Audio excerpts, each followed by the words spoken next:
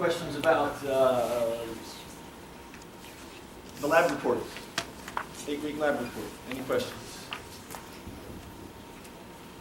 Any questions about nomenclature of aldehydes or ketones?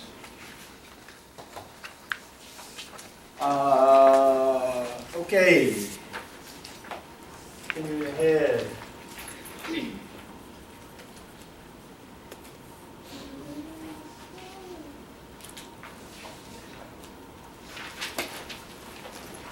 Acetals. Sometimes also called ketals. Is that right? Another name for an acetal. You may see ketal.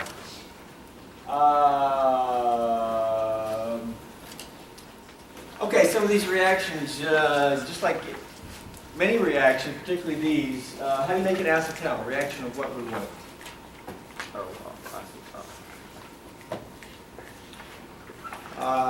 Functional groups. How do you make this? How do you make that? How do you make an amide? Typically, like an amine, like an acetyl chloride or an anhydride. How do you make an acetal?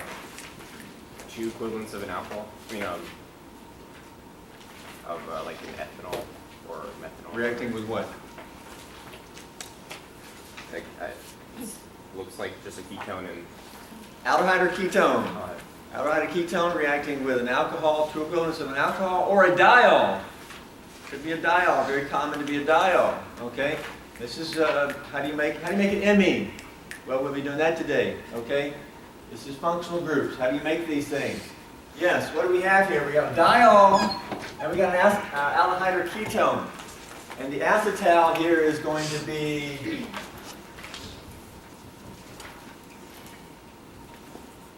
the 2 oxygens of the diol are going to become bonded to the carbonyl. Carbon.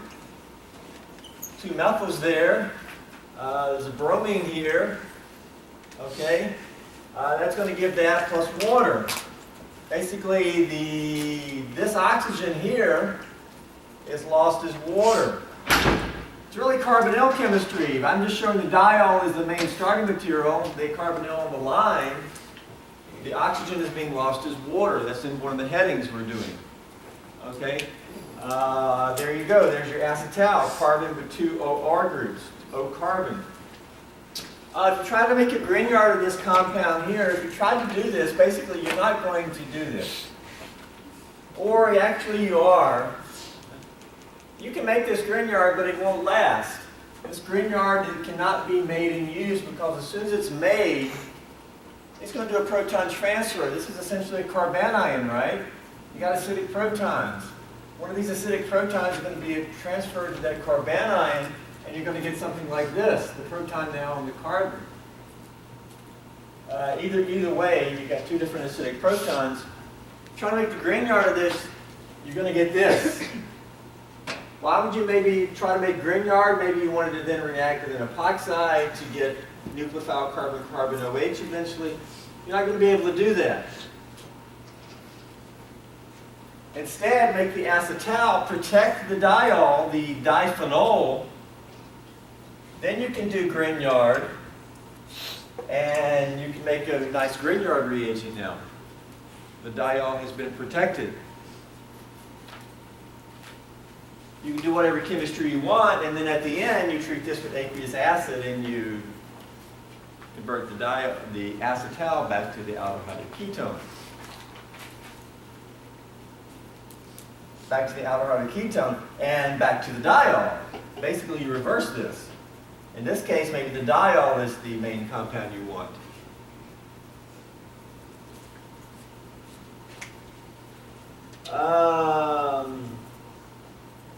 Okay, we can look at some sugars next time. Acetal is drugs. That was on the warm-up page. We'll look at some of those applications a little bit next time. Amines. Reaction of an aldehyde or ketone with an amine, including ammonia is the most simple amine, gives an amine.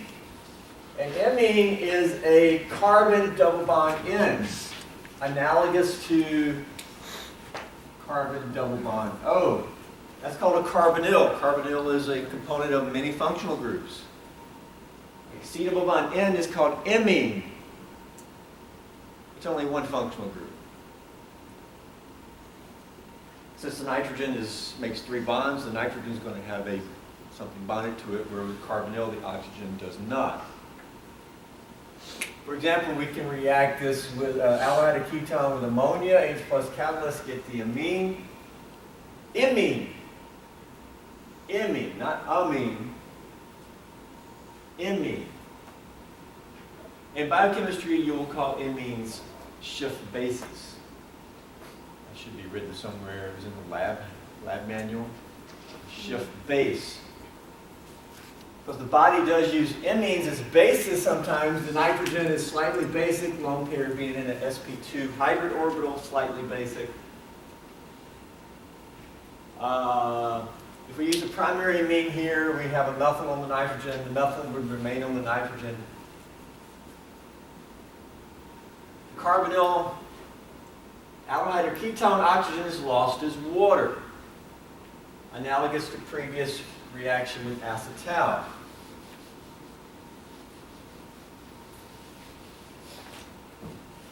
Main difference here is because nitrogen can make a double bond, we only get one equivalent of the nitrogen adding instead of 2 with the oxygen.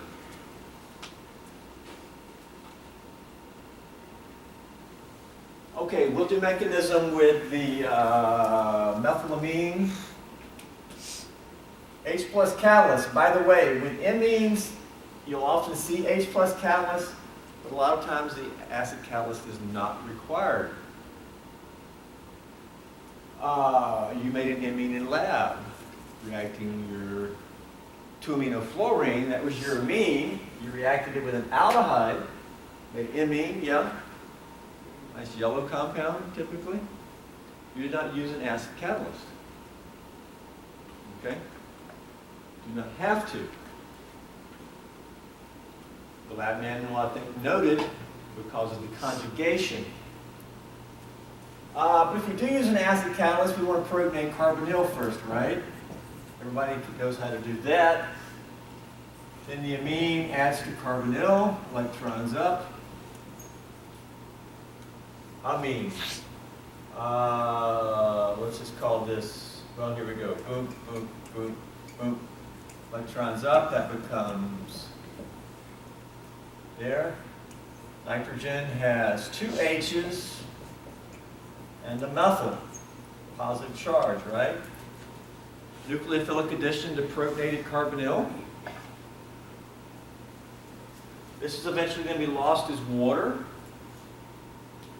Okay, what do you want to do next? Proton transfer. Proton transfer. We have acidic H on nitrogen. Let's move the proton to the oxygen. I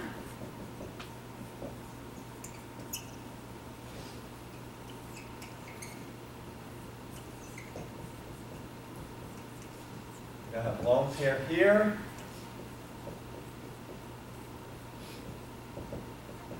And the acid proton is now sitting on the oxygen. Now what? Lone pair comes in to make a pi bond, kicks off water. Anytime you can make a pi bond, kick off a leaving group using a lone pair, particularly easy. Electrons in, kick off the water. This is going to give, I'll make my bond angles a little bit better. Double bond to N. There's an H and there's a methyl. It's now positive again, yeah? That gives that. Minus H2O. There we lost the water. How do we get final product? Catalyst takes the H back. Catalyst retakes the H. What do we use as catalyst? Your favorite strong acid, HCl, HBr, sulfuric acid, paratoluene sulfonic acid.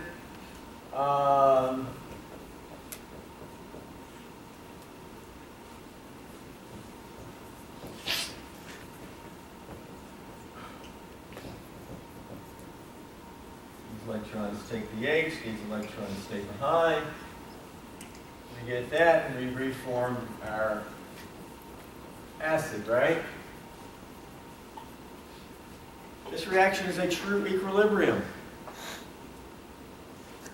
Well,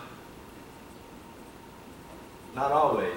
Well, it is, but sometimes the equilibrium is favored. The one you made in lab, the imine was highly favored because it was very conjugated. You may not need to draw this, but if we draw an imine,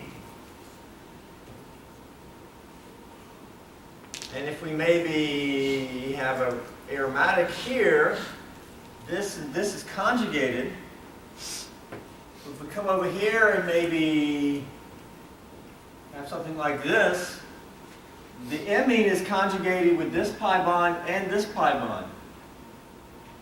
And if you have such imines like this, they're very favored, and this conjugation will drive the equilibrium to that. In this example, there's no conjugation of the pi bond, so it may not be that favored. How would we push it to the right? We would remove water as it's formed, if possible.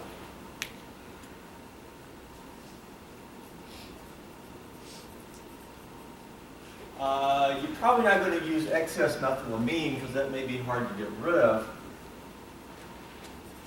In the end, the one you made in lab was very conjugated, and it did not require an acid catalyst. It did not require thinking about driving it forward. The high level of stability of the product sort of made it more favored at equilibrium. Okay. This reaction is reversible, right? I think we're under Roman numeral 2 or B or something. Everything we're doing is reversible. Question? Yes, okay.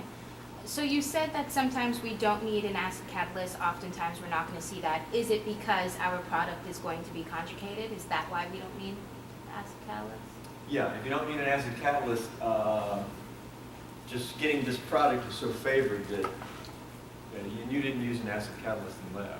Okay, so if we are given a reaction, predict the product, and there's no acid catalyst, we can assume that our imine is going to be conjugated then?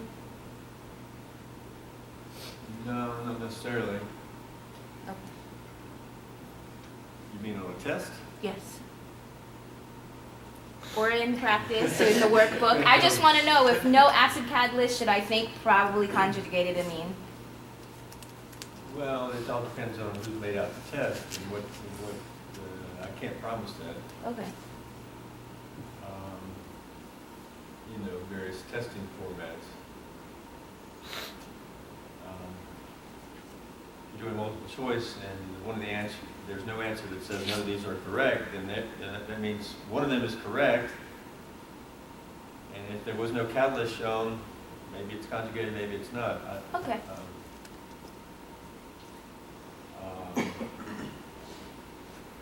I've never made an imine that was not conjugated, so I don't know how you, in practice, how you really drive this. I suspect you're not going to use excess methylamine. That's sort of very reactive and hard to get rid of. The problem is methylamine has a boiling point that's less than 100, so maybe something like molecular sieves added in there to soak up the water. Okay, this reaction is completely reversible. If you had an imine, could you protonate that lone pair with acid? Mm-hmm. Yes. If you protonate that lone pair, could water add to this? This is like a carbonyl. It's like a protonated carbonyl. Instead of carbon double bond O, it's carbon double bond N. It's like a protonated carbonyl. Water can add here, electrons onto nitrogen. That would give you this. If protons sat here, could you transfer it to nitrogen instead? Yes. Yes. And then could these electrons move in here and kick off the protonated nitrogen? Yes. Yes. All that's completely reversible. Thus, if you had an imine, can you convert it back to the carbonyl compound? Yes. How would you do that? Water. Lots of water. Aqueous acid. Yes. Is it not necessary to use two of the ones that make amine? Two equivalents of the amine? Because you make an acidic H, so I'm thinking that the amine's going to react with the H instead. Where did we make an acidic H? Where the H2SO4 is taking the H off the amine that's protein. Okay, all right, well, that's a good question. We used the acid catalyst. You could say, well, why does the amine just not react with the acid catalyst? Okay, it actually could, does, etc. And actually, if you use too much catalyst here, the reaction won't work. But if you use too much catalyst, you're just going to protonate your amine. So there's a sweet spot here.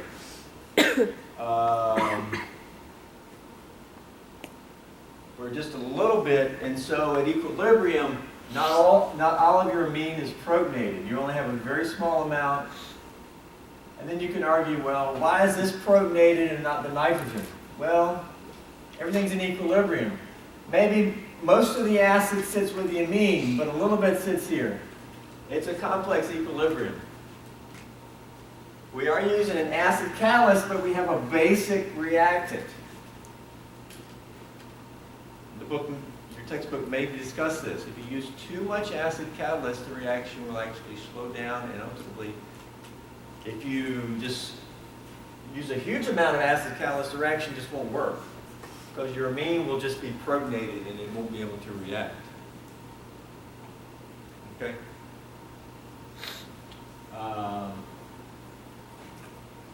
Good point. Should be some, usually textbooks will discuss that a little bit.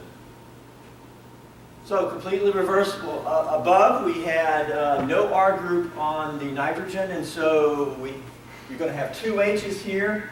When you lose one, you're left with an H on the amine. What if we had two R groups? What if we used a secondary amine? If we use two R groups, we would have like maybe two methyls here.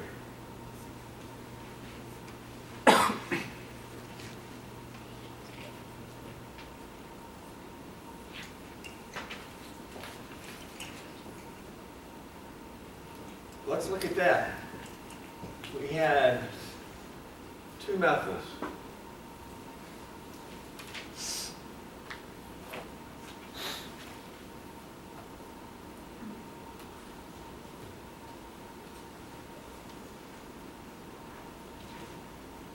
If we were up to this point, we had two methyls or any two R groups. How would we go neutral here? The acid catalyst, they'll take one of the methyls. You've seen some reactions from me, like do a methyl in like here. Right. That's theoretically possible. You just form a carbocation on the. There is another. Can you use like N-butyl or something?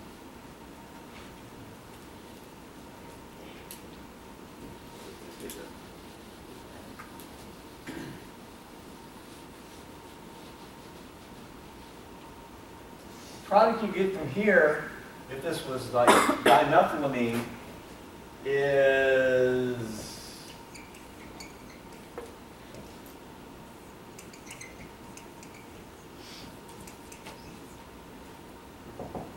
this here.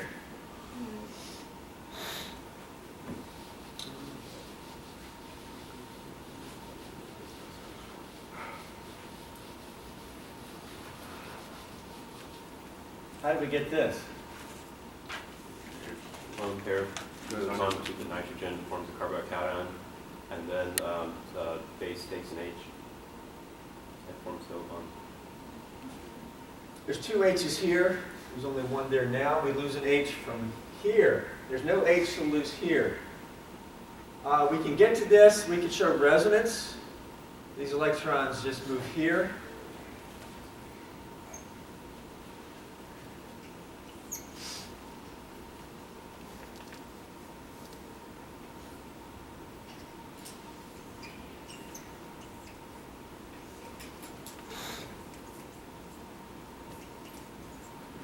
Lone pair on nitrogen, that would put carbocation here.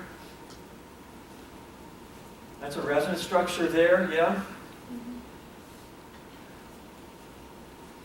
Now,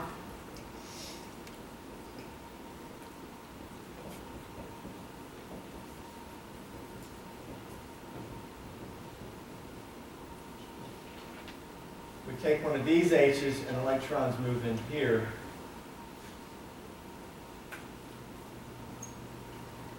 And that gives that product. So instead of the nitrogen losing an H, it has no H to lose. We end up losing an H from sort of a beta carbon. And this almost looks like the last step of a E1 elimination. If you used HBr, would bromine add there instead of taking the H? Or would you have to use more larger acid? Br adding here. Yes, sir. It's theoretically possible in a mechanism. The problem is, look at the product. And we can reinforce this. If bromine added there or something just added here,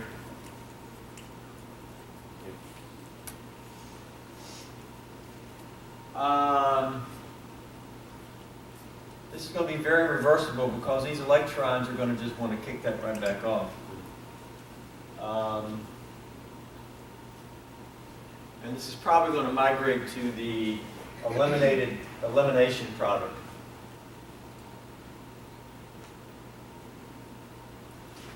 Lots of things possible. In the end here, and it's on the next page, if we use a secondary amine, which only has one H to lose, because this nitrogen only had one H to lose, it did not have two to lose. We get such a product here. This is not an imine. An imine is a carbon double bond N. This is a enamine. Enamine.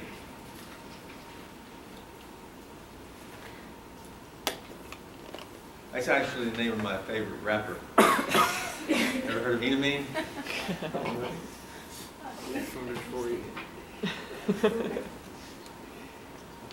Back in the 1990s. Enamine. Enamine. Why is it called an enamine? Because it's an ene. It's got an alkene. Ene. What if this was a double bond with an alcohol on it?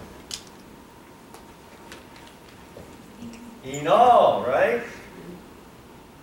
Well, that's an enamine. It's an alkene with an amine bonded to it. That's what you get when you react aldehyde or ketone with secondary amine. That's probably going to be on the next page, I'm hoping.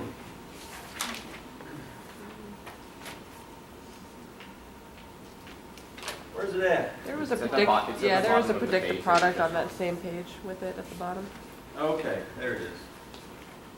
Just predict the product. Yeah, okay. Enamine.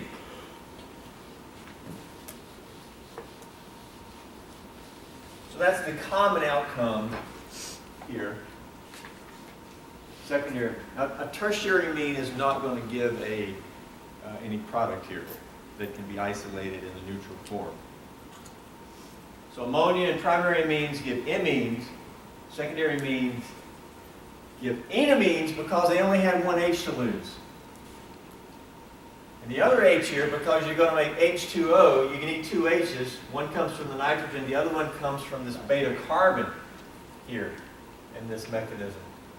Enamine. Okay. Does the enamine here have stereoisomers possible?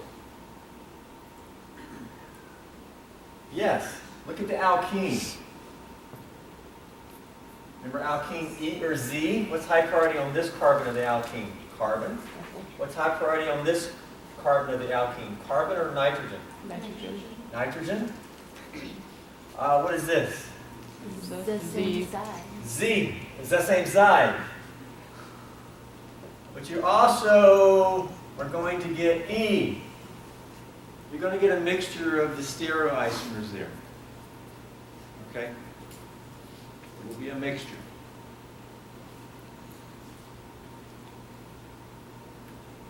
You made an amine in lab, and I mentioned that it was likely mixture in the procedure. When you ran a TLC of your amine, did it show two spots that were very close? Yes. I think that that's a mixture of the E and Z that are possible from your reaction. I'm not proving that, but it's always two spots. I think that's what it probably is. Even if you try to purify them, they just don't separate by recrystallization. Question? Do you know if E, do you know which one travels the furthest? I don't know. It can be variable. I don't know. I can tell you this, it's the one that's least polar. But that don't answer your question. Because what you're really asking is which one's least polar. Question. Could you say that a tertiary amine does not react? Tertiary amine doesn't give an isoluble product. It may react, but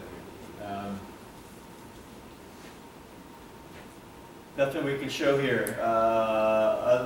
There may be some strange chemistry that happens, but we're not going to try to think about strange chemistry. Regioisomers. Is that possible from this reaction? What would be regioisomer? The pi bond is on the other side. Very good. High bond on the other side.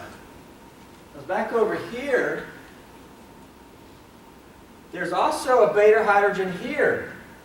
Again, this is like the second step of an E1 elimination. E1 mechanism. Leaving group leaves to make cation.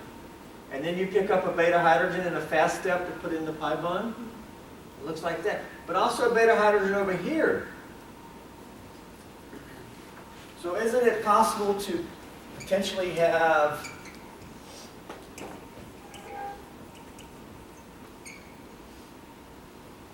this enamine? Well, if it's supposed to be analogous to an E1 mechanism, I didn't think an E1 mechanism forms Hoffman products. I thought it was always like the more favored, like Zaitsev. More stable product. Yes, we could ask here, which regioisomer would be more favored, top or bottom? Top. Top. I agree, yes. And that's why I showed this product, because it's more substituted. Focus in on the alkene here, more substituted, analogous to a Zaitsev product. Yeah. Question is regioisomers possible? Yes. Possible. This one probably the more favored, yes. Okay.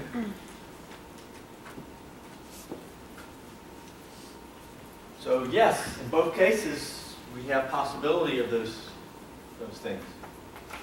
Back up here, predicted products. What do we have here? I got an amine, aldehyde, or ketone. What are you going to make? Amine. Imine, there you go, okay? What are your reactants? What are you going to get? Imine. Down here, we got a carbonyl, we got an aldehyde, a ketone, and an amine. What are you going to get? Amine. There you go, okay? Never anything else.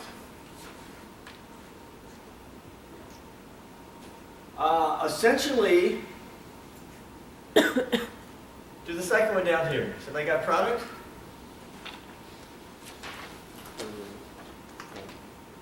Because essentially what we're doing here, we don't want to get down to just pure memorization, but sometimes just sort of some prompting and just seeing what's going on.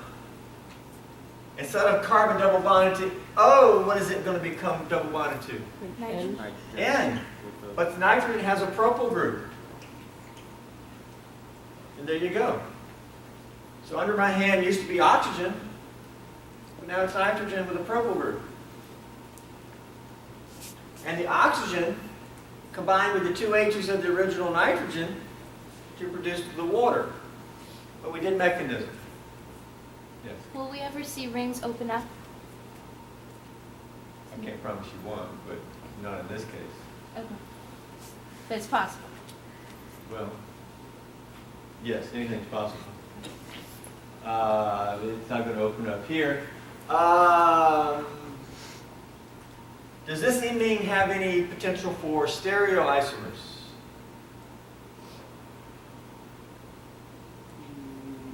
No.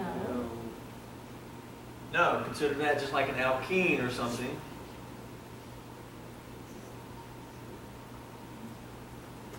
If we drew this group on the other side, see there's no free rotation here. If we drew the propyl group on this side, would it be any different? No, because this is the same.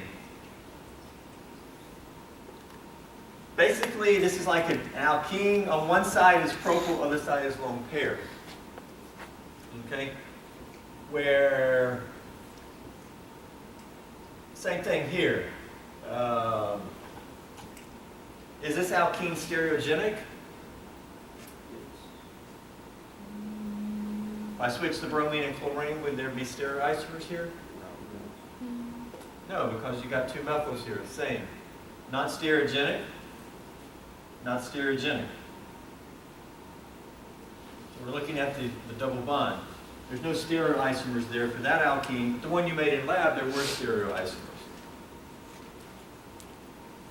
Okay?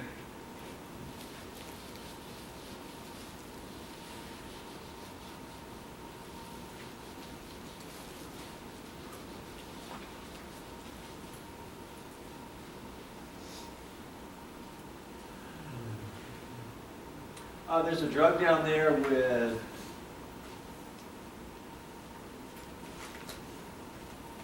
what do you got there? Enamine. Got an enamine in the structure. And an amine. Or amine. Amine. Primary amine. And an enamine and a cyclopropyl and a benzene ring and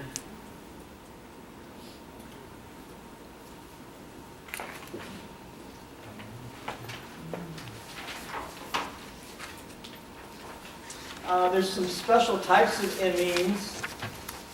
If you use hydrazine to make an amine,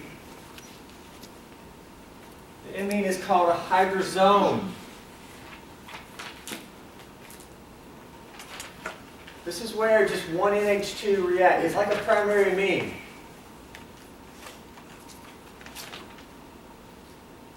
And the amine reacts, and the other amine did not. Okay? But that's called hydrazine, and the resulting imine, it is an imine. An imine with another nitrogen is called a hydrazone.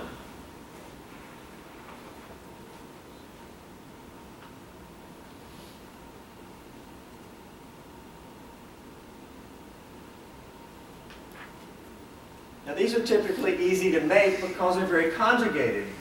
You see the double bond, this has a benzene ring as well, but this lone pair is conjugated with that double bond.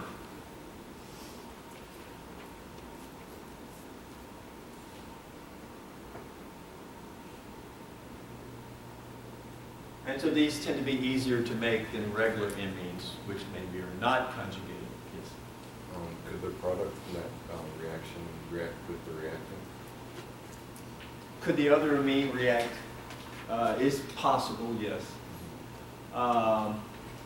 But it's easy to make hydrazones. It's easy for it to not, because which is more reactive? One of those amines or this one? First Why? Yes. This is less reactive. Why is this amine less reactive than those two over there? one, it's not as conjugated. Good. It's conjugated. Since the other amine is conjugated in the product, it doesn't react as easy to get chemistry on the other amine. The lone pair is conjugated over there, so it's less reactive than over here. Also, over here, just choose one. One of those amines is more reactive than, this is something you're probably never going to hear if I don't tell you right now. Which amine is more reactive? This amine or the one above? One above. reason why is these things like this and also like this is because when these lone pairs are next to each other, it makes them quite mad. Sometimes called frustrated. And it makes those lone pairs more reactive up there. But typically only one of them reacts. Although it is possible for both of them to react. I'm not going to tell you the name. Hydrozones are quite common. As a derivative of an aldehyde or ketone. Another common derivative is a oxime.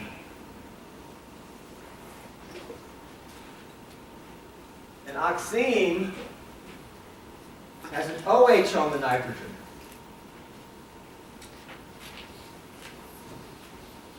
Oximes are made by reacting aldehydes or ketones with hydroxylamine. And here the amine reacts. So it's really just a special type of amine. If that was an R group, it'd be an amine, but since it's an OH, it's called an oxime. Also fairly easy to make because the lone pair is conjugated with the double bond.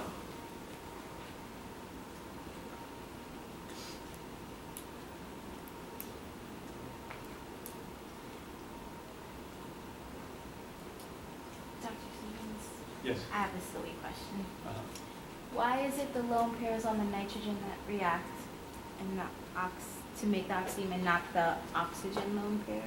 Why don't the oxygen lone pairs The attack? amine is more nucleophilic. Oxygen's a better parent, holds them tighter. That makes sense. Nitrogen's a better nucleophile.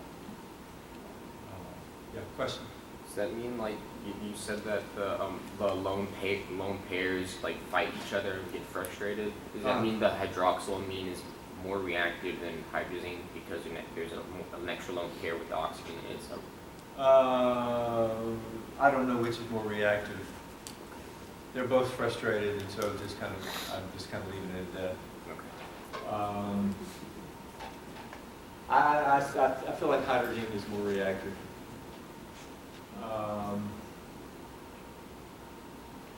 But those are very good nucleophiles. Much more nucleophilic than just like ammonia or methylamine. They're good nitrogen nucleophiles.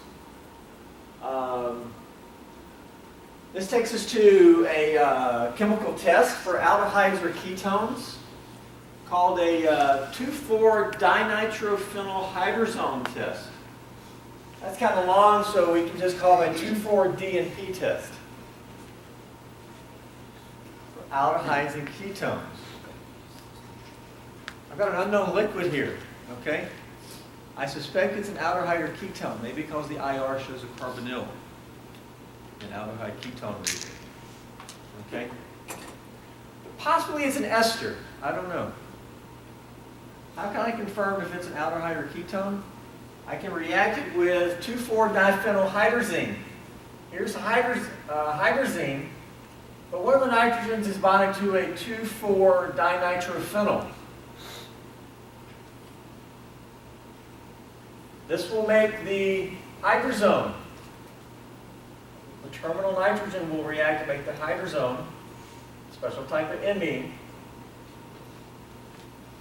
But the remainder will be there as well. These tend to always be pretty crystalline yellow-orange solids, particularly because of the nitro groups making it being prone to being always a solid yellow-orange. And it will precipitate very easily. And usually, maybe this is a liquid. Works best if this is a liquid. This is a solution. You kind of drip it in, and usually, if it's an aldehyde or ketone, you immediately get an orange or yellow precipitate. And it's the 2,4-DNP derivative being formed. Note that there's no acid catalyst here. We're making an amine, essentially. You don't need an acid catalyst because there's so much conjugation. It's just driven to that. It also precipitates, and when something precipitates, it's being removed from the equilibrium. So that drives it. Where if this was an ester, it would not react like this. And it's not going to react as easily. If it's an ester, you're not going to get a precipitate. You're only going to get a precipitate, which is a positive reaction with aldehydes or ketones. All right? Now, what if you get a positive 2,4-DNP, meaning it's an aldehyde or ketone? 99.9% chance, that's right. How would you then distinguish between aldehyde or ketone? How would you tell it which you had? Tollens. Remember silver? Because aldehyde would give a positive tollens, but a ketone would not. So then you could narrow it down even further and distinguish between aldehyde or ketone. The last thing here is hydrazones, oxenes, Dnp derivatives. Any of these are often made as a derivative, a solid derivative. A common sort of ploy in the chemistry lab is if you have a liquid compound, you often sometimes convert it to some type of solid derivative so then you can take a melting point.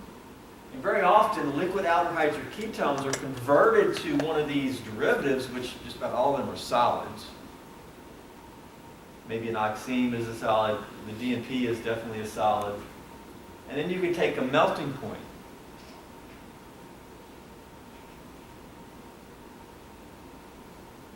And you can find tables where you have the aldehyde or ketone,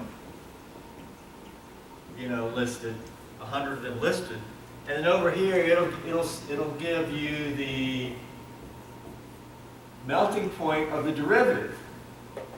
And then maybe the melting point of this aldehyde, the 2,4-DNP is maybe 128, 129.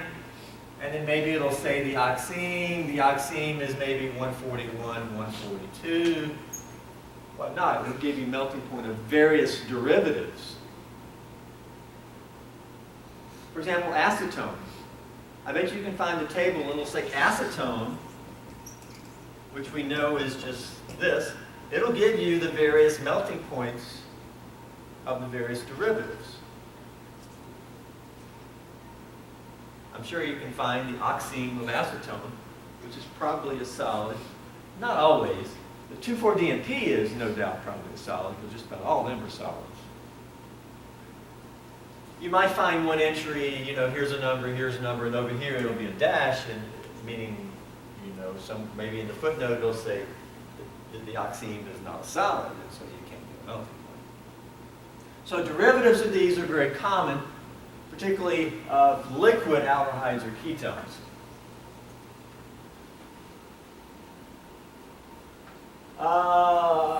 We're still under amines, I believe. Special type of amines. This brings us to the Wolff-Kishner reduction. You remember that? An acyl group. Remember when we made these by Friedel-Crafts acylation? And then we deoxygenated it to make a two-step synthesis of alkyl benzenes? Where you remember the direct Friedel-Crafts alkylation had problems, polyalkylation. We showed 3 ways to reduce this. One was it was a name reaction. Oh, this is a name too. Remember? Clemmensen reduction with zinc, mercury. Yeah. You could also do it with hydrogenation. The third way was Wolff-Kishner.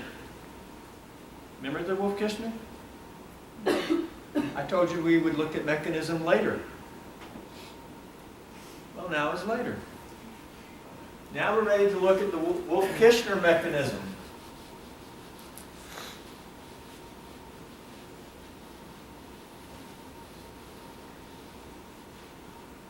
Well, the first step in the Wolff-Kishner is formation of, guess what?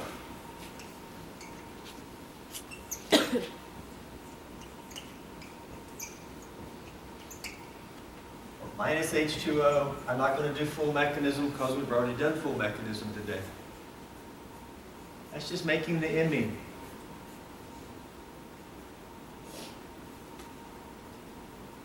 Now you can use an acid catalyst.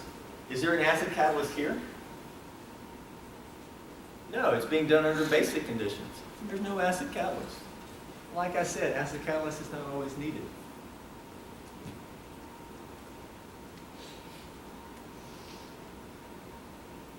So the first step of this multi-component mechanism is formation of the, what do you call that? Hydrazone. It's a special type of imine. Hydrazone. And the hydrazone is then converted to that. What do we need to do to accomplish this? What's going on? Just in terms of transformation.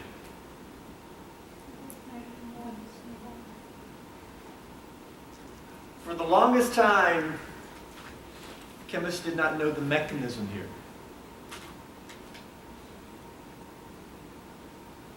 And that's various degrees of that. It probably started out with what in the world was going on here. Then that progressed to, okay, now we know. All right.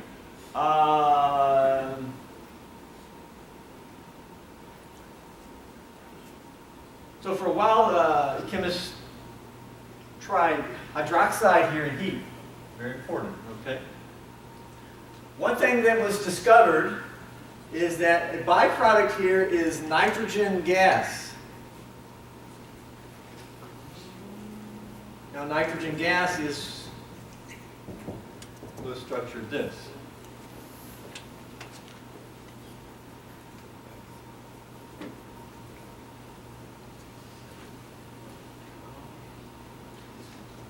So our mechanism needs to also account for that, and that could help us.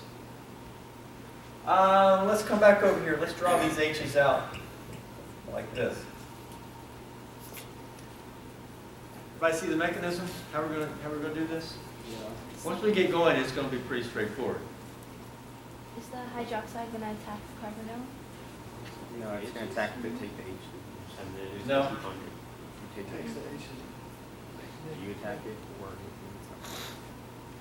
you keep it off. If we did, we'd be making an O-carbon bond. We don't have an O-carbon bond over there. The mechanism is hydroxide takes one of these H's, leaves electrons behind.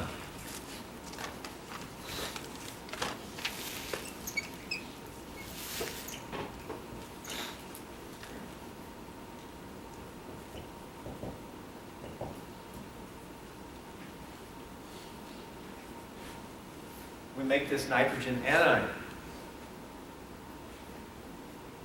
Does that nitrogen anion have any stability that we could show?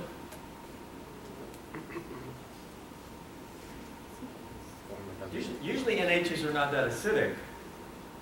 This one's more acidic than usual. Why? Resonance. Resonance. We can now draw a resonance structure. Electrons there, electrons here.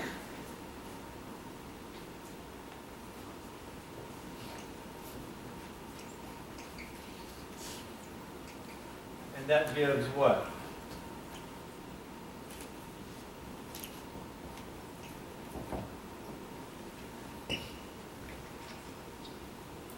Anion there.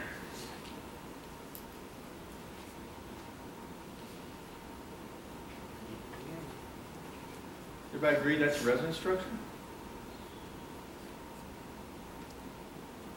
So this nitrogen anion is delocalized. It has some stability. That's why we're able to deprotonate it probably.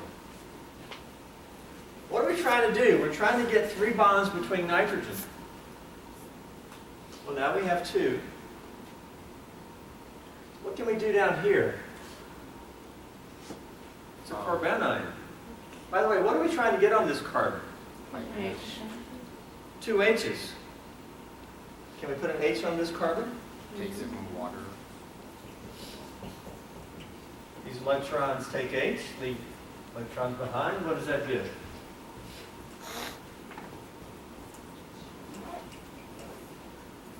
We now have H here. N, double bond N, H. There you go. Plus hydroxide.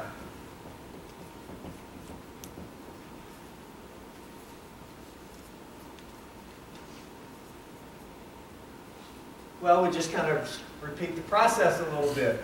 This takes the H.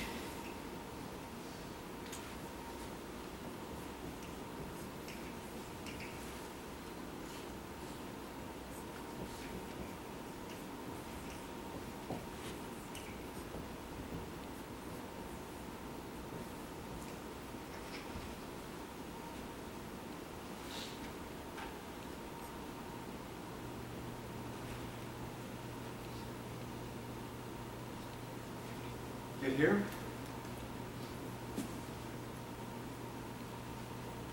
Now, this is not going to be resonance. The next step is these electrons come in here and kick off this carbon.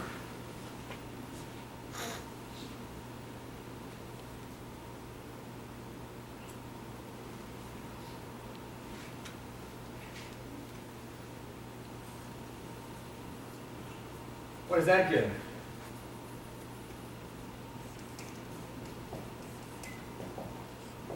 That gives nitrogen gas plus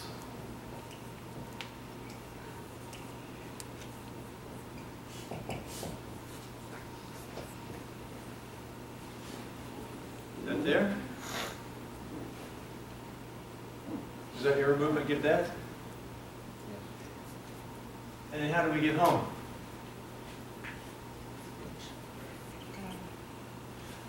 More water. Yeah. Back over here, we made water. Hydroxide took an H, made water. And back over here, the water then gives the proton back up. We get that. What did we reform? Hydroxide reformed. The hydroxide is actually just a catalyst. It's reformed.